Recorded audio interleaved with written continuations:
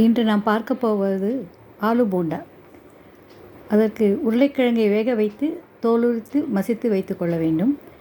வாணலியில் எண்ணெய் விட்டு கடுகு உளுத்தம்பருப்பை தாளித்து பொடியாக நறுக்கிய வெங்காயம், பச்சை மிளகாய், இஞ்சி பூண்டு பேஸ்ட்டு சேர்த்து வதக்கணும். பின்னர் இதனுடன் மஞ்சள் தூள், மசித்த உருளைக்கிழங்கு ஆகியவற்றை சேர்த்து வதக்கி இறக்கி சிறிய உருண்டைகளாக உருட்டி கொள்ளவும். ஒரு பாத்திரத்தில் கடலை மாவுடன் உப்பு, தேவையான அளவு தண்ணீர் விட்டு கரைக்கவும். இது உருளைக்கிழங்கு உருண்டைகளை முக்கி எடுத்து காய்ந்த எண்ணெயில் போட்டு பொரித்து எடுக்கவும்.